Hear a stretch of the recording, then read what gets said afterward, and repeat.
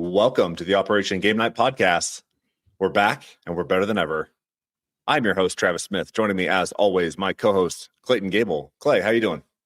I'm doing good, Travis. I'm a little upset about my lighting situation here. I feel like, the shadows just aren't cast in the right places, but, you'll carry this podcast for good looks. So I guess I don't have to worry too much.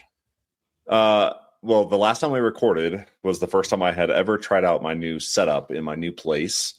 And throughout the episode, I just got sweatier and sweatier, and my face got more and more red. I walked out of the room, and Rachel goes like, "Are you okay? Were you like doing push-ups in there? Like what's going on in there?" And so if you are a viewer of this podcast on YouTube, I apologize for my appearance. We're trying something new today. We're running the fan in the background. Hopefully it's not too distracting. I don't hear it. And it was probably my fault because I was getting you all hot and bothered talking about that marathon of games last week. So that's true. I'll take some blame. That was true. Speaking of YouTube, if you are watching on YouTube, go ahead and give us a subscribe. Follow us on Instagram at Operation Game Night Podcast, and leave us a review if you already follow us, because we would appreciate some feedback. And thank you to those that have been with us since the beginning. We appreciate you. And if you're new, keep on. Keep listening. Subscribe. Don't miss another episode ever again. Join us on this journey. Yeah, we're only going to get better, I think. All right, so good episode today. We're now halfway through 2026. Can you believe it? Can't believe it. No, not at all. And we're gonna kind of do a quick top 3 games that are new to us in 2026. Games that we have experienced for the first time. They're kind of sticking with us. That's our special operation for the day. But first, we're going to debrief some games. And then after our special operation, we will go over the fence and talk about what we have been doing outside of board gaming. So, Clay, what did you play this week? Tell me about it. Okay, so I'm going to hit you with a few, just wham, bam, what I played this week. And then I'll save the key feature debrief of my plays for the week. So this week, I had the chance. So a lot of this, we talked about a lot of games last week, so some of this is going to be redundant this episode. So I will try to bring fresh light to the games I'm talking about 2 weeks in a row here. But we played Harvest on Tuesday. Oh, yeah. I talked about that last week as being one that I played one time, and it was on the borderline of getting that Special Forces tier.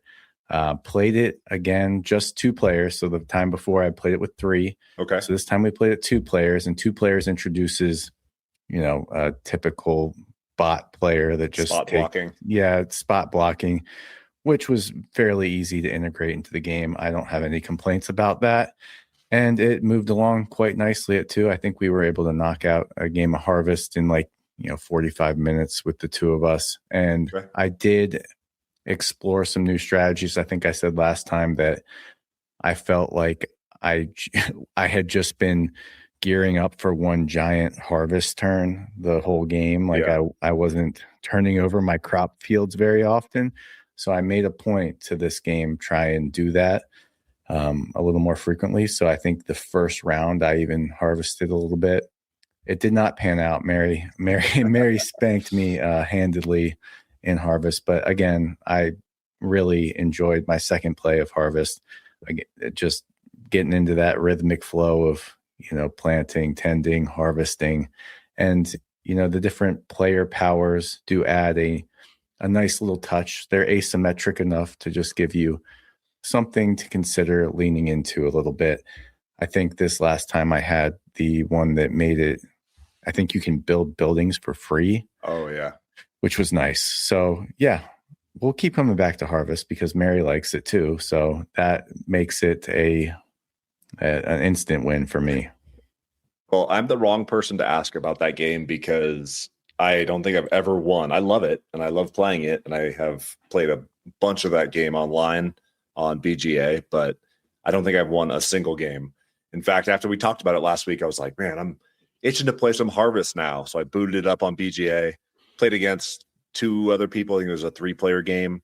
And I just got thwomped so bad. Like, they had double my score. I also did a big build up to the Harvest at the end. I don't know what the real strategy is. Maybe I can do some research and figure out what the meta is. But I suck at that game so bad, but I love it. Yeah, that's a sign of a good game when you suck at it and still have a great time, just going through the motions. Yeah. Do you want me to do my whole thing, or do you want to like share? Yeah, keep going, keep it rolling. Let's do it. Then on Friday, played Excalibur again.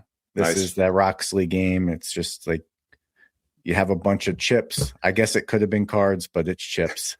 And you start out, somebody has Excalibur, somebody has a cursed sword, and you are spending the whole game just kind of manipulating who has what chips, trying to figure out who has Excalibur now. Maybe Excalibur went back to the middle pile of chips, and then at some point the game ends when one of the sections of Avalon gets depleted, and you see who had Excalibur, who had the cursed sword, and maybe even like me in this last game, you had the Squire sword, which allows you to win if Excalibur is to your left or right. I can't remember which one it is, but whichever one it was, I had it. So I shared the victory in nice. Excalibur winning.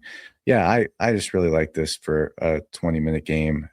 There's so many different chip types that all have different abilities. You get Arthur, and you can say, all right, everybody, if you have a sword, you have to hold them out in your hands face down, and then I get to take them all or something. And there's just a lot of different fun ways to manipulate the way the chips are flowing. And yeah, I'll keep bringing this one out. Yeah, I like that one a lot.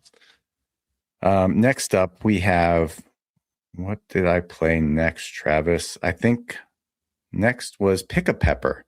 Oh, okay. So this was a random buy. I bought it Barnes & Noble a while back. This has actually been sitting on my shelf of opportunities for some time, and Isaac wanted to play a game with me, so I was like, you know what, this is a good chance. Isaac's a trooper. He'll saddle up for anything. So I pulled out Pick a Pepper. This is like a fun little shedding game. I didn't realize that, but did I say it's Wolfgang Kramer? Yeah. Okay. Well, I'm saying it again because that's a design pedigree right there. Yeah. And it's a game where you're collecting different types of peppers, and it kind of has this fun aspect where you kind of build your hand of cards. So the first part, you're kind of bidding for turn order to draft these lots of different peppers. Yeah. And then after, everybody has played all their cards, you are left with all the peppers that you drafted in the first phase. And then these hot sauces get added. And so you can shed your cards to get different hot sauces. So the hot sauce will say, like, you need 7 of the same type of pepper to grab this hot sauce, or 5 of the same type of pepper. So you're playing cards to shed them and grab the hot sauce. Or if you don't quite have the sets you need yet, you can still keep building your ingredient stack by grabbing different lots of cards. So it was a fun little tempo to the game of deciding when to grab more peppers and add them to my ingredient stack, and then when do I have the sets required to grab the hot sauces. Yeah, I'll definitely be looking to play that one again. I like shedding games. It's fun trying to get rid of cards. Yeah, absolutely. And this does it in a different way where you're getting rid of bigger sets of cards to get bigger point value hot sauces versus just trying to be the first one to lose all your cards. Love it. Next, I played Tag Team. Oh, nice. With Isaac as well, my little gaming buddy. Yeah, Tag Team's great. If you haven't played this one, it plays in like 15 minutes. You just get 2 different characters. They have different abilities. You make a little deck up of both their cards, and then you just kind of play I Declare War with the other player. And each round, you get to add 1 more card to your little stack of cards, and you can decide where it goes in turn order. I don't ever really think about it that hard, but I'm sure if you were really try harding it, I'm playing with a 7-year-old, so we just kind of flip the cards over. Oh crap! Look, it looks like you hit me. Oh, that's too bad. And then somebody dies and you win. So played some more Tag Team, and then the last game before I get to the big one I'm excited about was Mind Bug. I played this one with Mason. It's the Richard Garfield game, kind of like a light Magic the Gathering, I guess you could call it. It just comes in a box and there's a whole bunch of monsters. You deal out 10 cards to each player. And the shtick of the game is that all the cards have these crazy awesome abilities. So when you play them out, you have 2 chances per game to just steal that person's card. If Mason plays a card and it looks like it would be really sweet, I can just mind bug it and now it's my card. And then Mason goes again. So yeah, the turns are very simple. You either play a card or you attack with a monster, and then they have your typical like card game type abilities where they can be poisonous or tough, or they have frenzy where they can attack twice per turn. And the goal is to just get your opponent's life down to 0. So another quick 15-minute 2-player game that I definitely recommend checking it out if you like that kind of dueling game. It's light, interesting, and Garfield's the king, man. Like he does this stuff in his sleep. Yeah. I think I've played Mindbug before. It's pretty cool. Yeah, I like it. All right. It's a great, like, small box travel, take it wherever. Absolutely. Love that. And they've come out with like a zillion different versions of it now. Oh, really? So yeah. So I think they did like a Mindbug King of Tokyo crossover at one point. They have a bunch of different expansions and add-ins to it. So it's a cool game. But thanks to Mike, our good friend Mike at the Meeple That Loses, whatever he calls himself now, I have Samurai. It's right behind me. Reiner Knizia game, probably from like 98, 99. Yeah.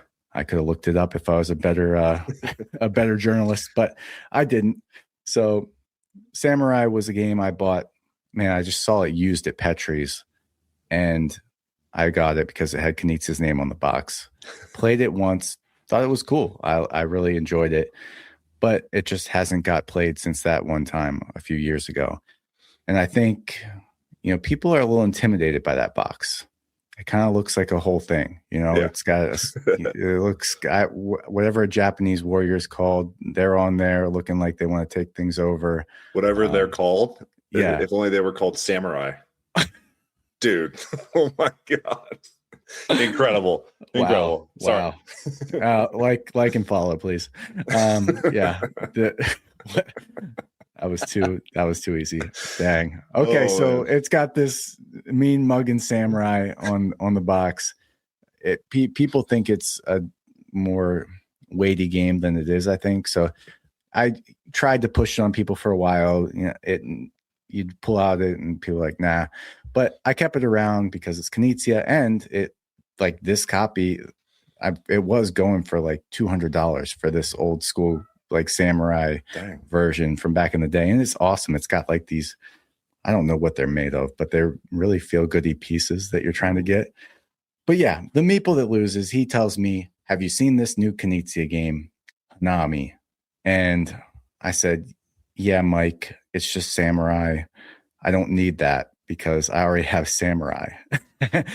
And then it was like a little worm in my ear and I couldn't get it out of my head. I was like, well, Keymaster did just impress me with Harvest, and I do love Parks and Caper Europe.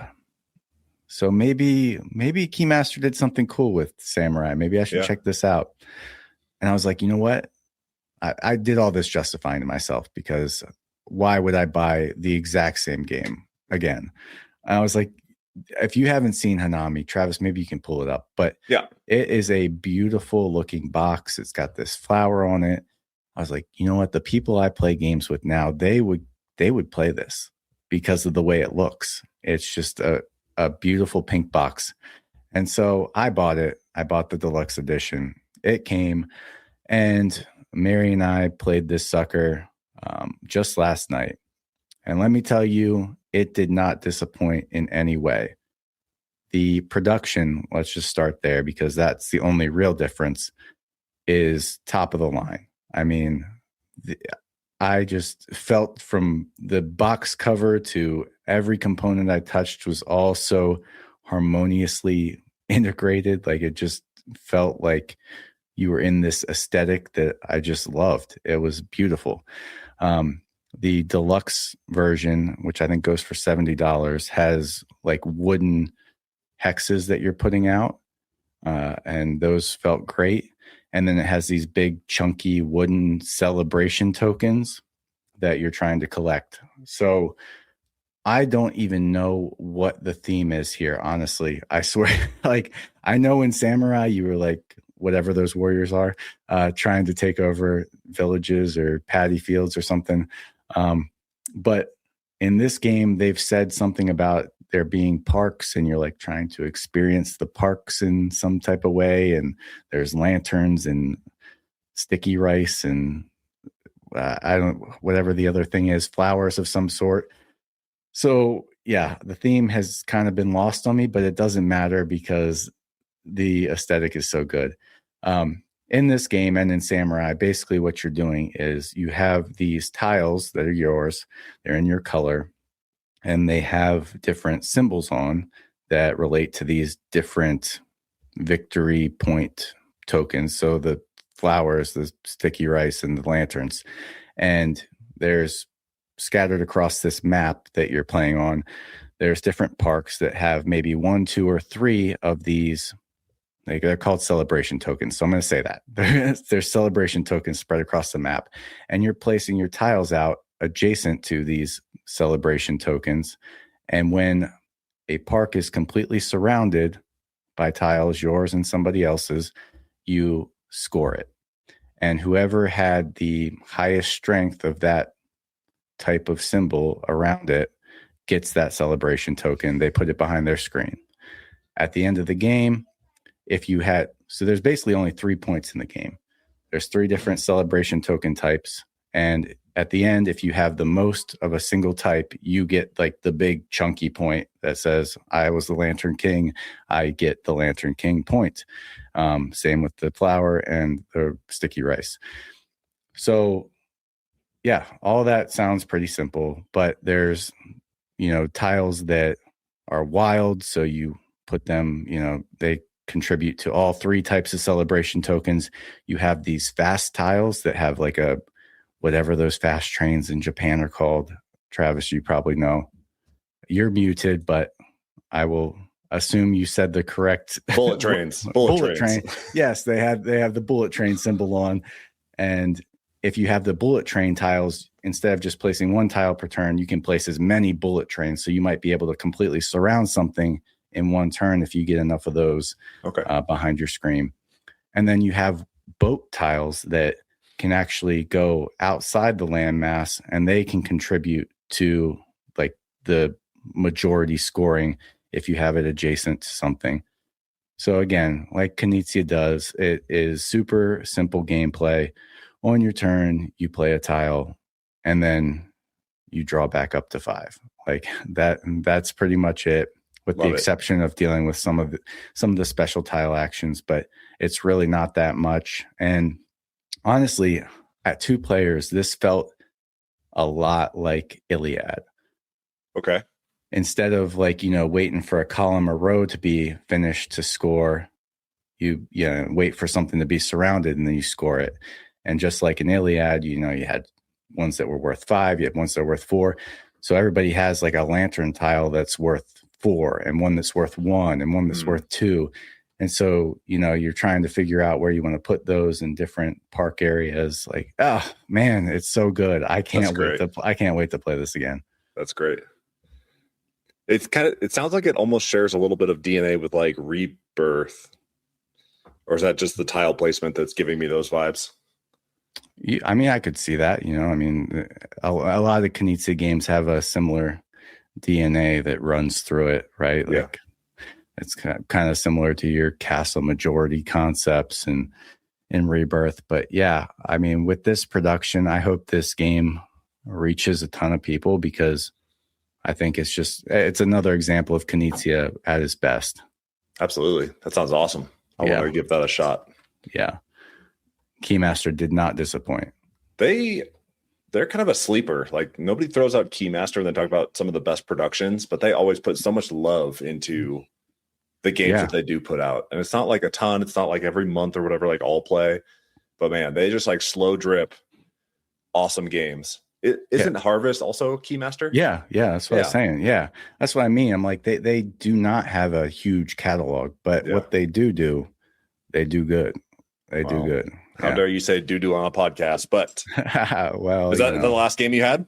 That's the last game I had. Please tell me something about what you've been playing. I just blabbed forever again. So I'm going to give a cursory kind of overview because I only played these two once, but I played Solstis by Mr. Bruno Cathala, which is a game about placing tiles in order up a mountain so that your character can venture up this mountain and achieve their adulthood. It's kind of like based in old folklore and civilizations where on the summer solstice to become a adult, I think it's to become a man, but inclusion and all that. To become an adult, you climb the mountain up on the summer solstice and you meet these like guiding spirits.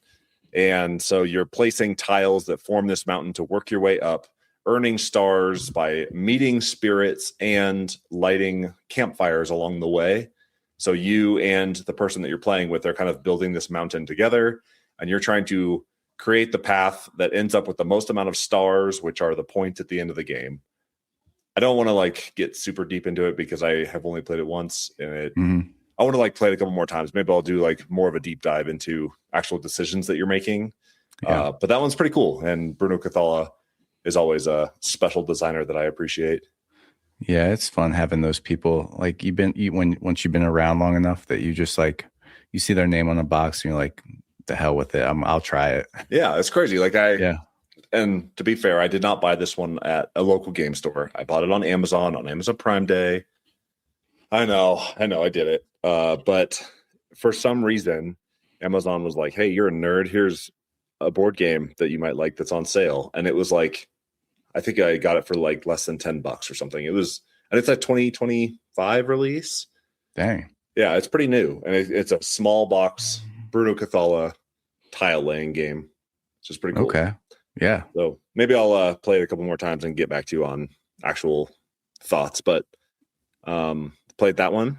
Okay. I took a topical run at Container, which is Allplay's new publication and a market manipulation game. I do.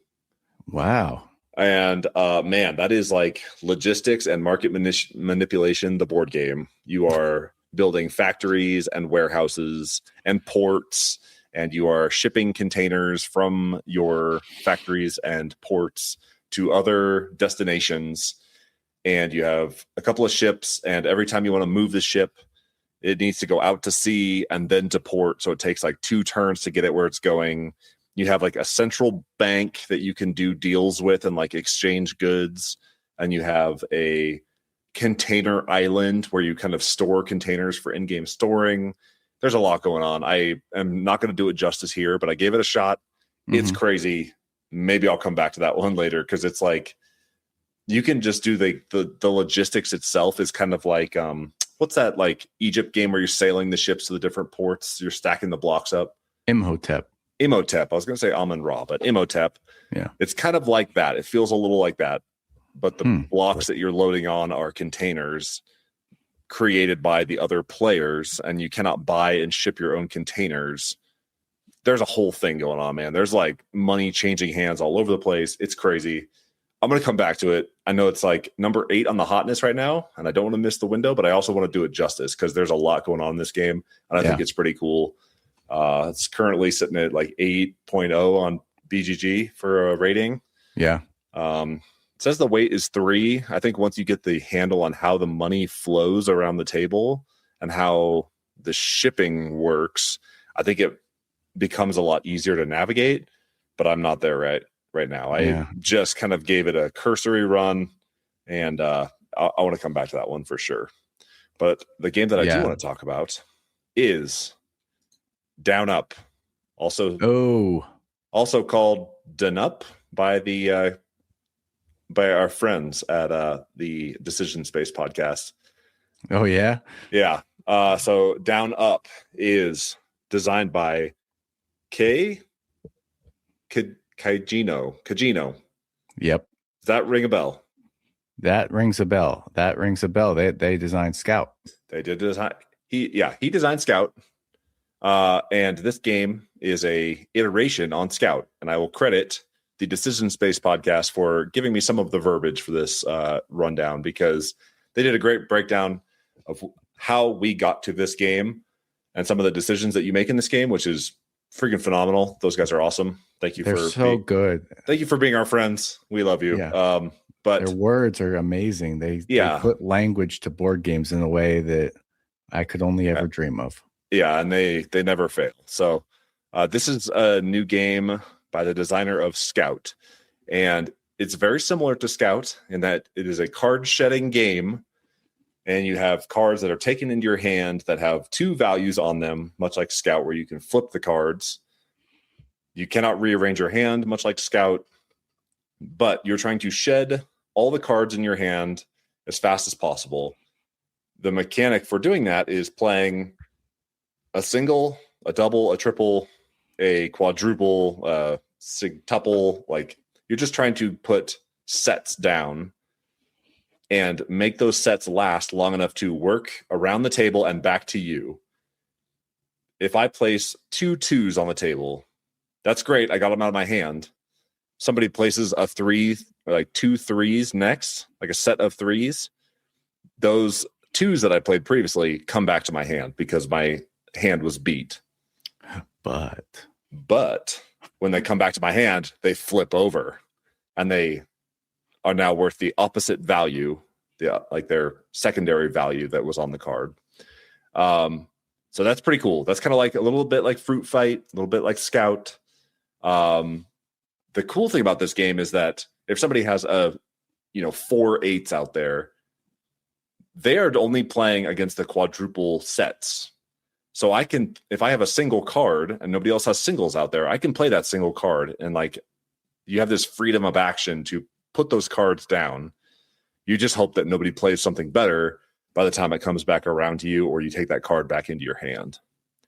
So your actions that you're taking on your turn are, you're playing cards, you're adding cards to a set that somebody already has down on the table. So if they have 2 3s out there, like a set of 3s, and I have a 3 in my hand, I can add it to their hand. So now they have 3 3s in front of them. But if somebody plays a triple set before it gets back to them, they have to take my card that I added back into their hand. So you're like clogging up people's decks by forcing them to take cards later on. Wait, say that again?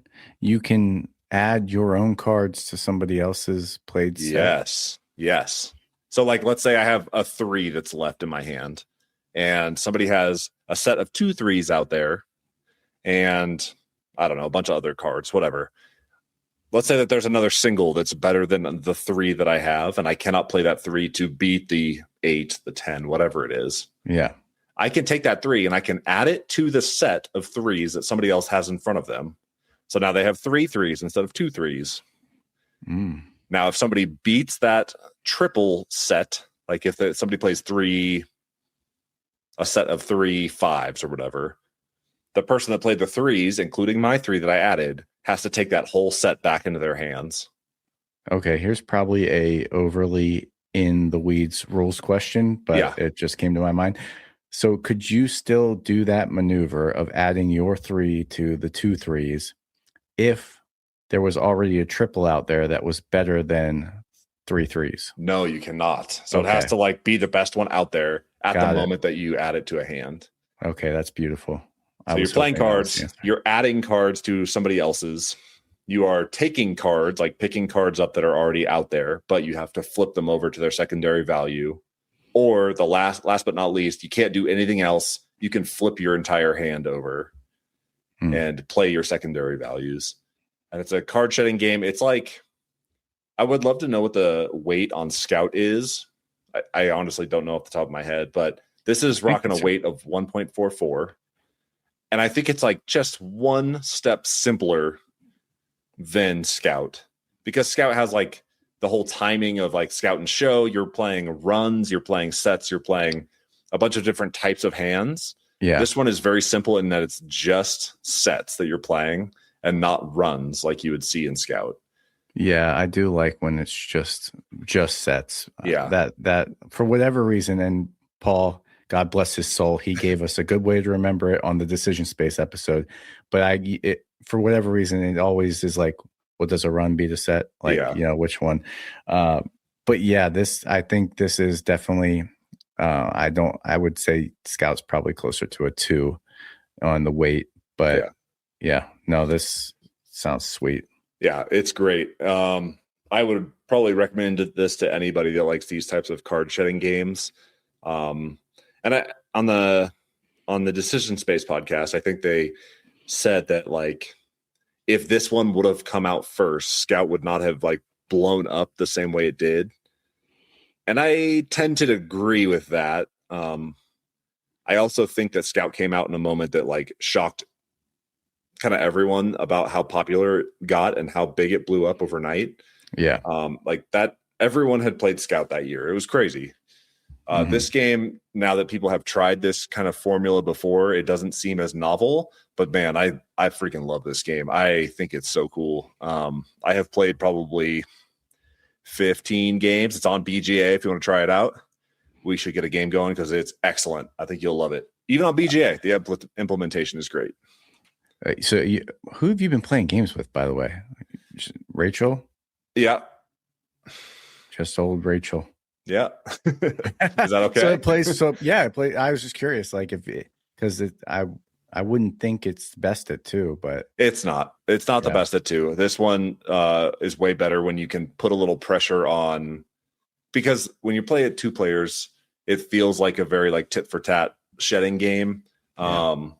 This one shines at more players. I've been playing a lot of BGA on this one. This one is a great implementation online, and I am really enjoying it. But I think this is a game that you could teach and play with anyone. I think it's really smart. I think if you like Scout, you're gonna love this. It's super cheap. It's in a small box. Plus, I forgot to mention the whole goal of the game. The whole goal of the game is to spell out down up, DNUP, which is the title of the game. They are little cardboard cutouts that look like D's and N's or U's or P's. And if you shed your entire hand first, you automatically get 2 letters. And if you shed your hand second in the round, you get 1 letter towards spelling out down up. And the first person to get basically 4 wins or 4 points wins the game. Man, yeah, I know I'm gonna love this because I was in love with Scout for a while, but then Jungo's kind of been my next one, which Jungo kind of takes the element of Scout of keeping your cards in the same order, and it adds that piece, but simplifies it. And this takes the 2-sided cards and kind of simplifies it a little bit. Yeah, so that's a neat little trilogy to think about. I think Jungo is probably the easiest of the 3, being from Happy Camper, and I love that game, and I love Scout, so it just stands to reason I will love this. It's tough out there to compete in the shedding world these days, so hopefully old Wolfgang and Pick a Pepper get a chance to see the table again, because there's a lot competing. Yeah, the good thing is, like you said, they're all typically in small boxes that can stick around forever, and you can always just shake things up, pull out an old one. Absolutely, man. Okay, I beat that one to death. I don't think so. I'm starting a game. They talked about it for an hour on Decision Space, so that's I think also true. Your 5 minutes is reasonable. Maybe we should just do a Decision Space after party listen, like, you know how they have like the Game of Thrones podcast where it's just people that watched Game of Thrones talking about Game of Thrones. We should just listen to this Decision Space, and then every week we put out our episode review of Decision Space. Yeah. I really liked when Paul said this. Yeah. One thing about they've been on a roll lately. I've been so into them. So oh my God. If you're not following them and you're listening to this, well, this is like baby's first podcast. That's like intense designer podcast, but I love it. They're so smart. I hate to tell you it's out there because you probably won't come back here, but they're the real deal. Yeah. All right. Are we ready to hit the special operation for the day? Let's do it. The mission objective. So we're halfway through the calendar year, and we are going to talk best new to us games for 2026. So it doesn't have to be a new game from this year, but Do you have any admiral? What do I say? Honorable mentions. Okay. Honorable mentions before we get to like top 3. Man, I could go on for days. Just for context, I just pulled up BG stats. Oh, I'm shouting out everything today. All right. BG stats, love BG stats. I've played 54 new to me games so far this year. Okay. So got a few. It's pretty good. If I had to say honorable mentions, I think I'm going to go with the magenta line. Pretty much that whole card game line. I like Fruit Fight. I've liked the it's called I'm Out. I talked about it on an episode a while ago. Duo, I played that. It's cool. So that whole line has been nice, especially in this era where card games, small card games seem to be what hits the table a lot more often these days. Yeah. So I will give that a honorable mention. And I think perhaps, I think that might be the end of my honorable mentions. I'll Take Time. Take Time will get an honorable mention. Yeah, that one like climbed your list big time. Yeah. So, and Moon Colony Bloodbath. All right, you better cut me off here soon, because the more I keep looking at this list, I'm just going to be shouting out. So since we're only doing top 3, I do have a couple of honorable mentions. I want to keep wanting to say admirable mentions. Honorable mentions. Yeah, it's admirable. Right now I'm sitting at 35 new games to me this year. Okay, not quite as good as me, but it's not. But I've also been moving and stuff. There's stuff going on over here. As you're aware of. Whatever. So my honorable mentions. I want to hit up Gazebo. I really have been loving that game. That one is really cool and super cute, and I love the components, and the production is really nice. Wondrous Creatures. Amanda turned me onto this one, and we played it online. The worker placement kind of dragon catching, creature catching game. That one's pretty cool, and I think it's a sleeper hit. I really appreciate Amanda showing me, first off, and playing with us online. Took a while to get it, but the second we finished that first game, I was like, there's something here. Like, I need to dive into this and figure out how to actually play this game. And I've played probably, I played 4 more games of that. And holy cow.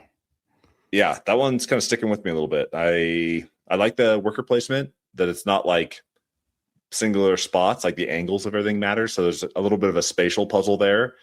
And the way that you place your creatures depends on like the amount that you have to pay to earn those benefits and all that good stuff. There's like an engine builder within this worker placement game that I really like. Yeah. Clayton, I tried Magic the Gathering. That's going to be on my honorable mentions. I tried it. I did it. Wow. I applaud you, sir. I tried it. It's cool. I'm still intimidated. Like, I've played a couple of games of it, and I'm still intimidated by how deep this rabbit hole goes and how deep the strategies go. People have like min-maxed their decks to death, but I did go out and I got the Marvel Spider-Man Magic set, which is pretty sweet. Oh my God. It's only a matter of time till I lose you completely. I know. I'm cherishing every episode we have. I'm going to be debriefing Magic the Gathering every single day. Can I include Dungeons and Dragons in my honorable mentions? I think so, man. Yeah, I second that. There's no rules to this. Dungeons and Dragons, freaking sweet. We played a whole campaign. It was great. We played it with our friends.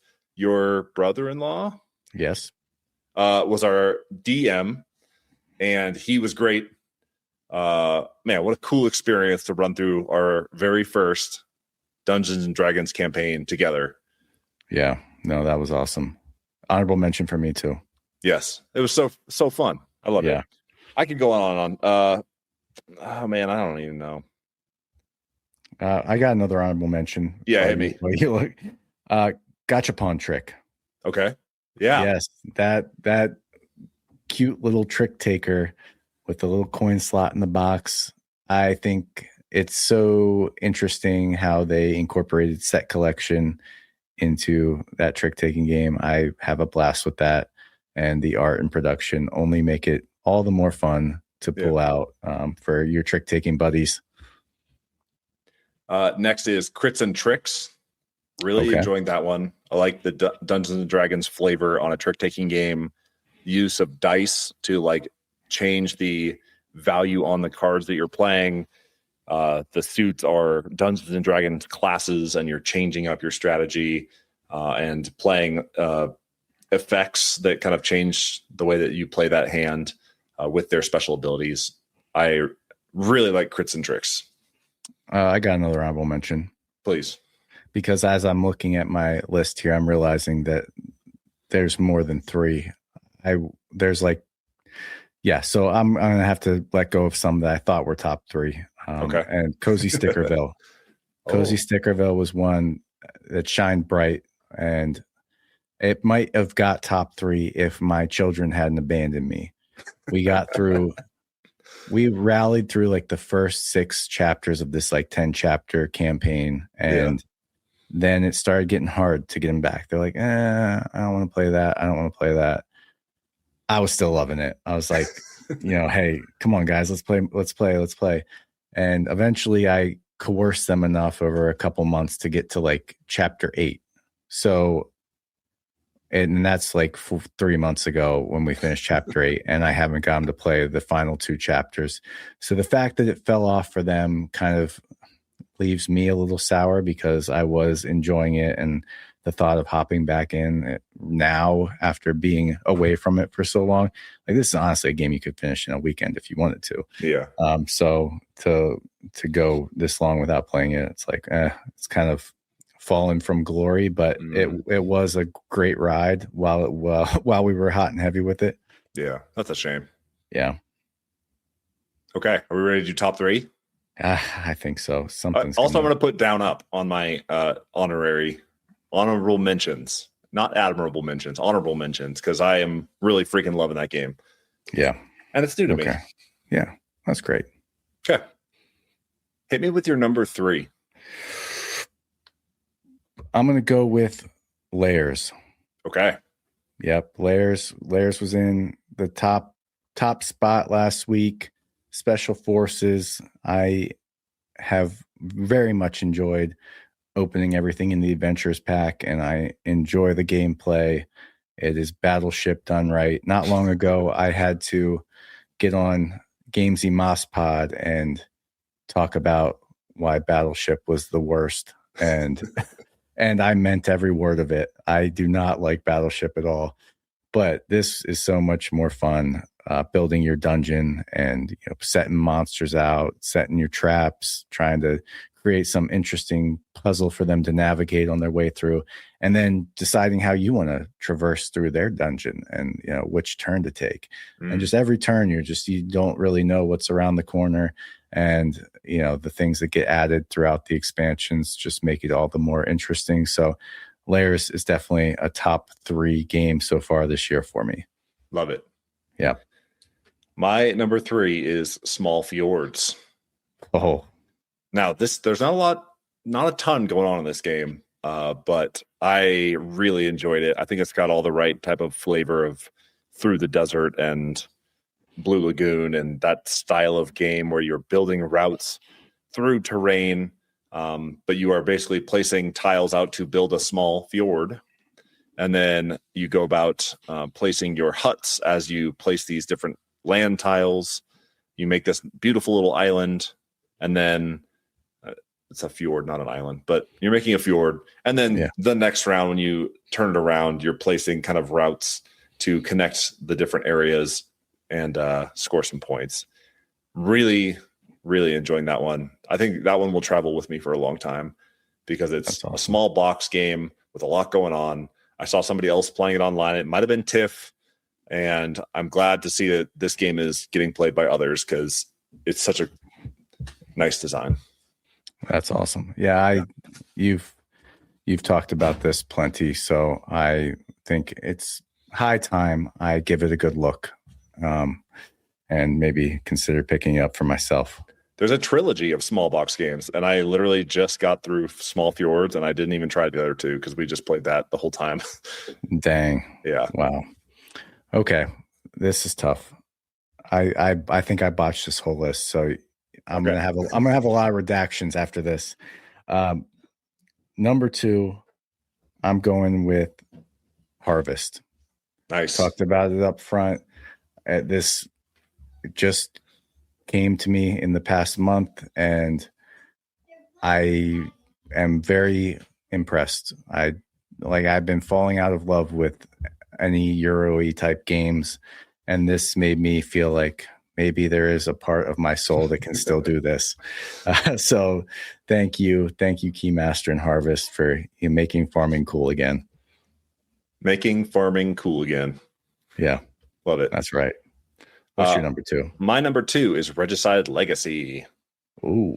This is more Regicide, but with extra steps. They have like ways that you can improve your deck over time. It's meant to be played as a campaign game. There's a lot going on in this box, and it's kind of been tickling my brain a little bit because I didn't get all the way through the campaign, and I sure would love to. So I might just start all over and give it another run, because Regicide Legacy continues to be one of my larger regrets that I have not dived deeper into it. Speaking of deeper regrets, Deep Regrets is another honorable mention for me. That one's up there, man. I really enjoyed that one. Yeah, that's great. Wow.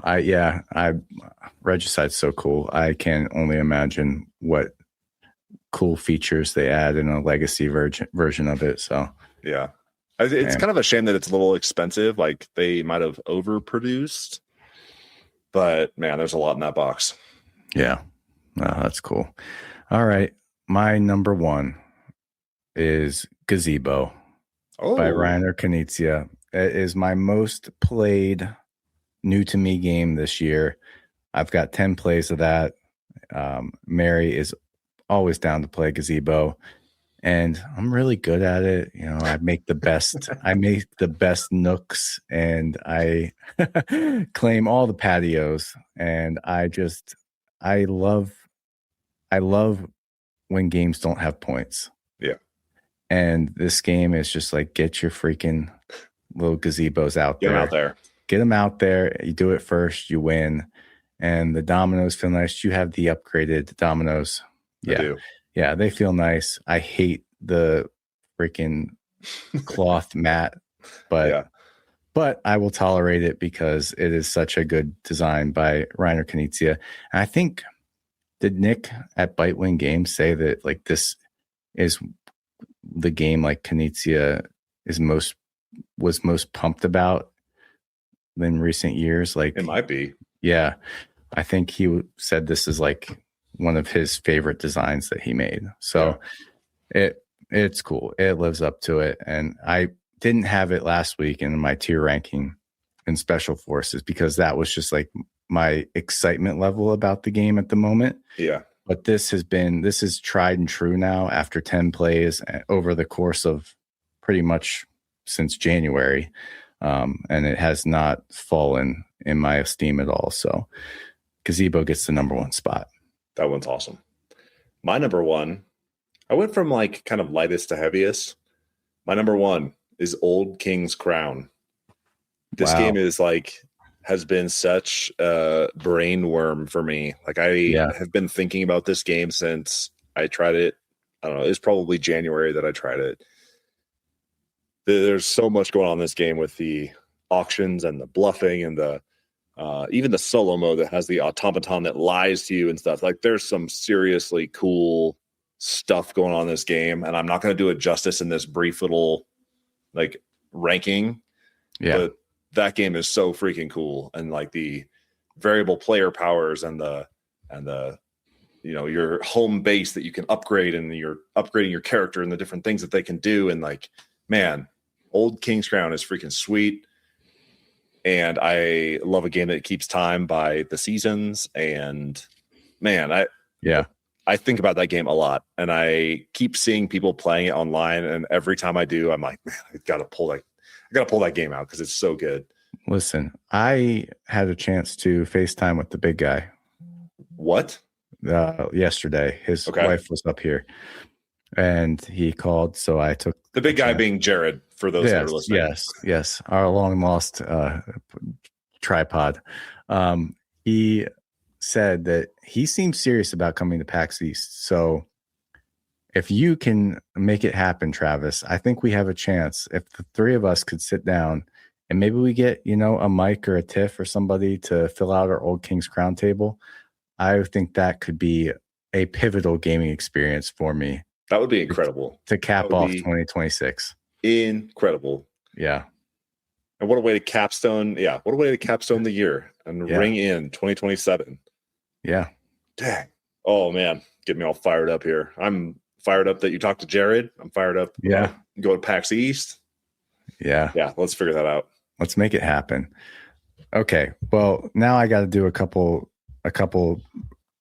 reverse honorable mentions. Admirable mentions. Yeah. Admirable mentions. I thought all these were going to be in my top 3, but then they weren't. Big Top. Yep. The Taiki Shinzawa auction game from All Play. Super clever, super cool. I want to play that more. And these ones only don't get top 3 because I've only played them once. So okay.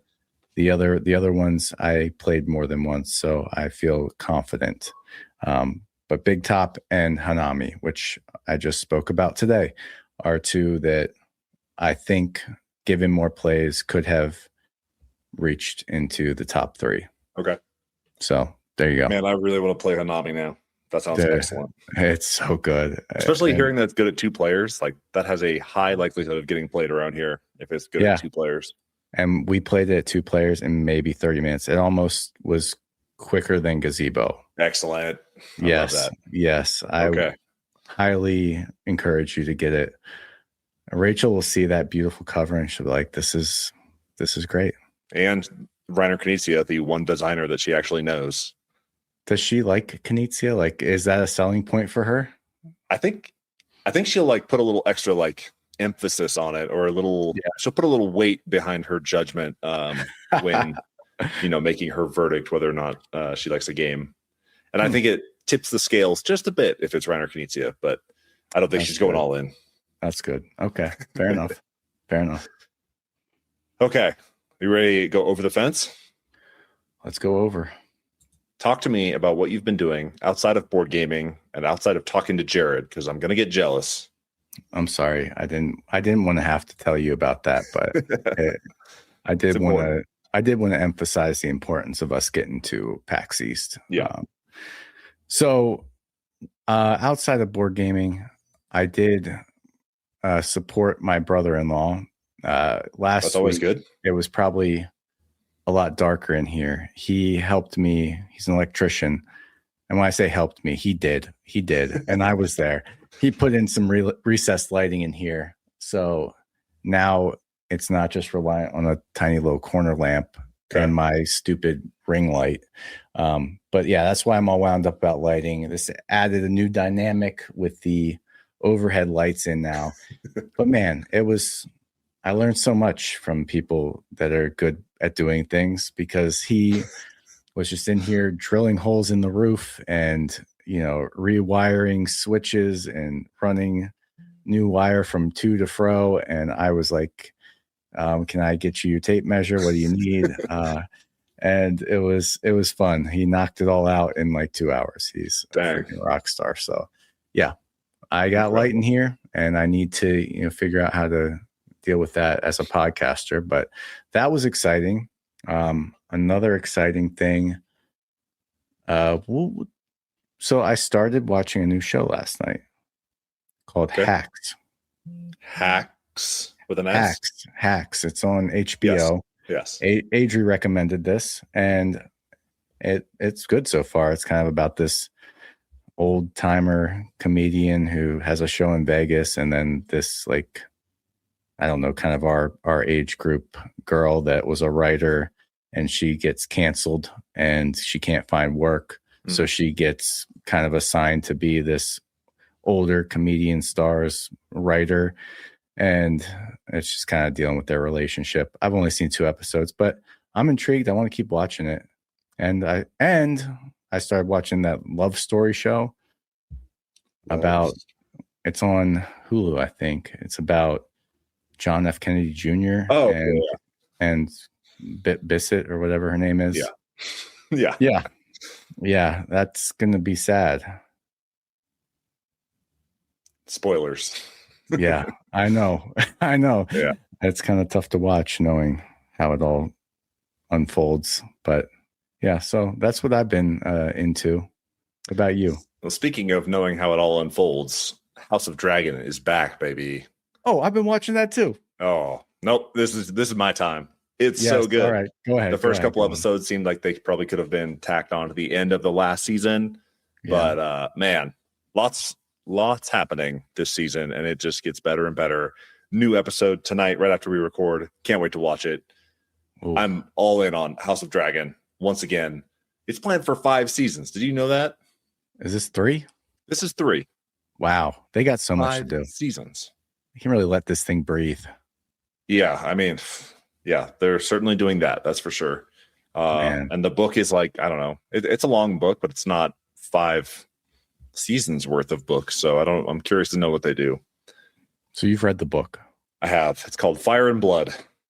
Man, yeah. Do you like this series better than Game of Thrones? It's hard to separate my opinions of Game of Thrones from the way that they took the show after they got past the books. How about that? Okay. They're certainly taking some liberties with how they portray the characters in House of Dragon. Yeah. And I think that the changes they made are interesting. A little bit is like Hollywood, a little bit is making the characters more appealing to the general viewership from the way that they are described in the books. Like the Targaryens are, not all of them are beautiful. Let's put it that way. And that all the characters in this show are really good looking. All of them. I don't know. Aemond is kind of, maybe it's his personality that just makes him so disgusting. Aemond the king? Well, Aegon's the king, right? Yes. Well, I guess. Are you talking about Aemond? Aemond with the eye patch. Yeah. Dude, he's a good looking dude. Are you kidding me? You think he's good looking? I wish I could have a chin like that. Man. These guys got a chin. That... I mean, that's a long chin. It's too long. I don't think anybody needs that long of a chin, Travis. He lifts up his eye patch. It's all like blue and starry in there. Yeah. Pretty cool. Oh, you fall in love with that. Yeah. That's how he hypnotizes you. Anyways, yeah, they're taking their liberties as they do with every TV show, but really enjoying that. Another thing that I've been doing is reading like crazy. Speaking of our 2026 year in review, I've probably read 26 books this year that were not for school. Read like with your eyeballs. read or audiobooked. Okay, all right. I just want to be clear because I'm impressed with 26 either way, but mix of digital, audiobook, and physical. But yeah, I've been like tearing through books. Dungeon Crawler Carl continues to shine. I have not read the latest one yet, but I'm on the one. I don't know, the Bedlam Bride or whatever. It's basically like, what if this dungeon crawl turned into Pokemon, and he's like collecting cards and like fighting monsters against. Yeah, it gets crazy and it's great, and I'm loving that. I think it's so cool.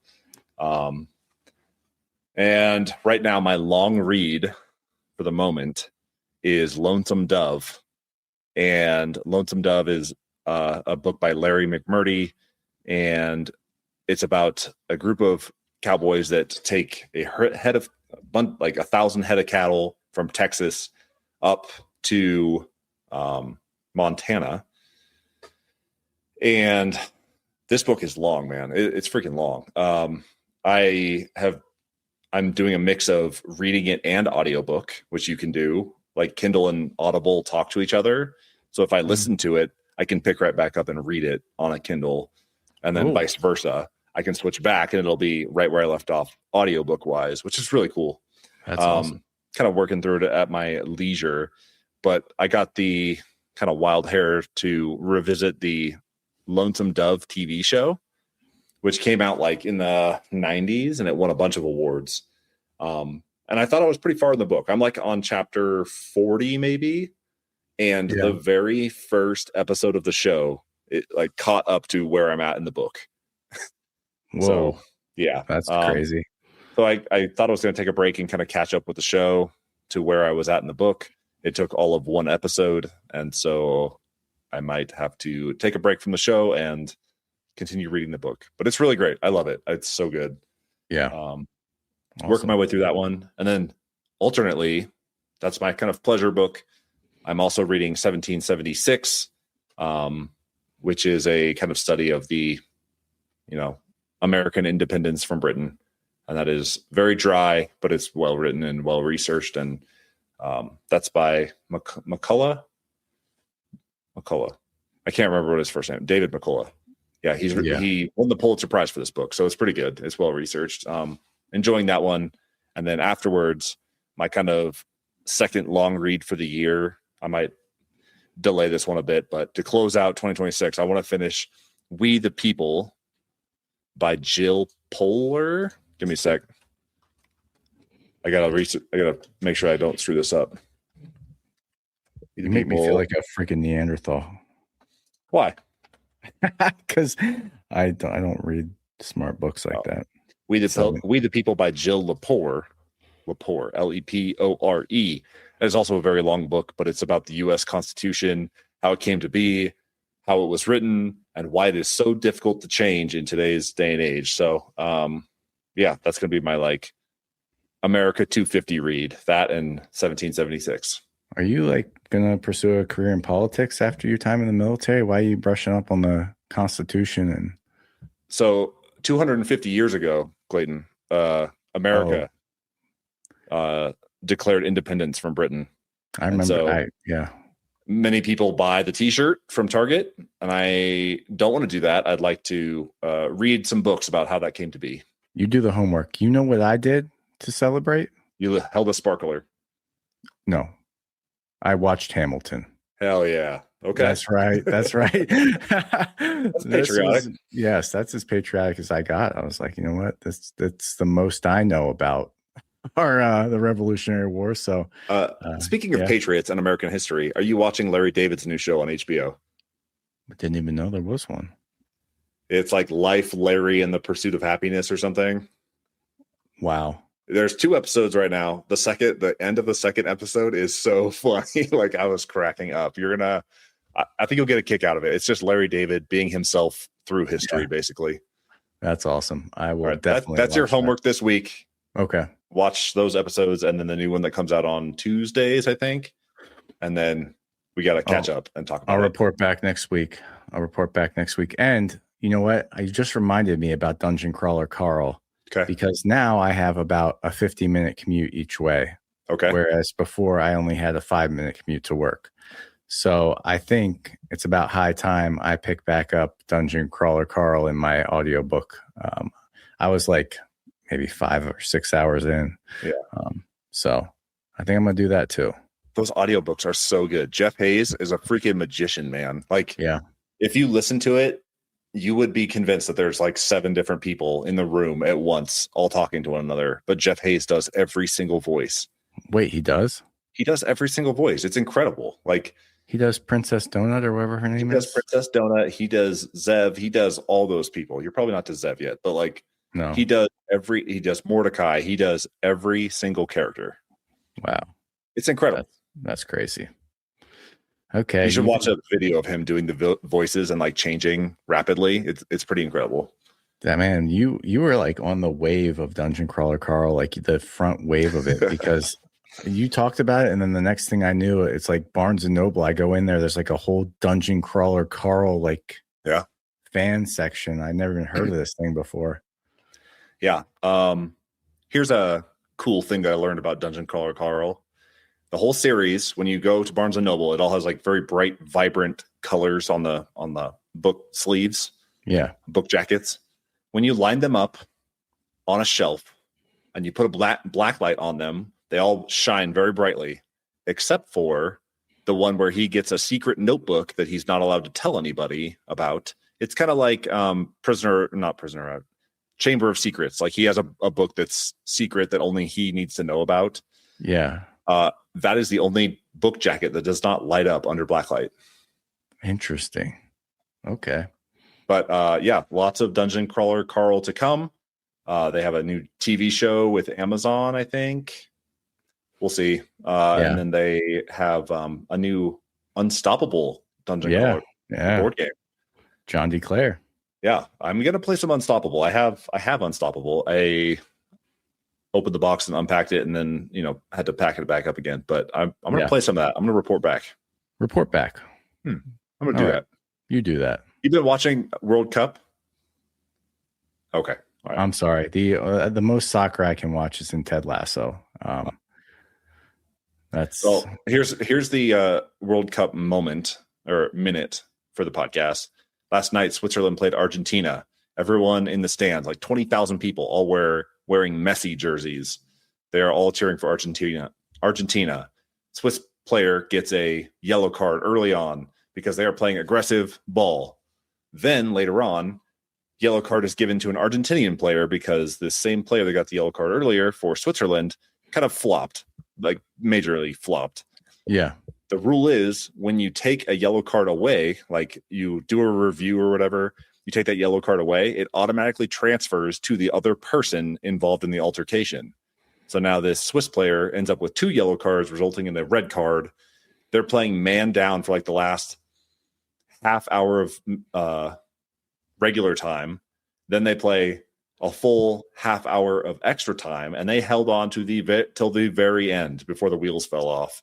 So oh my God. Argentina advances, and World Cup drama just gets better and better every day. Go soccer. Go soccer. Go football. To go soccer. Football, sorry. Did we do it? I think we did it. All right. We're back. We're long-winded. We are giving the people. You can't shut us up. No. They're gonna say this is too much. Like, go back to 20 minutes. This is too much. We've heard enough. As always, you can follow us on Instagram and YouTube and Spotify and Apple Podcasts, wherever you get your podcasts. Please give us a like, give us a follow, give us a subscription, and leave us a review if you have not done so. I have been Travis. He has been Clayton Gable. This has been the Operation Game Night podcast, and we are out.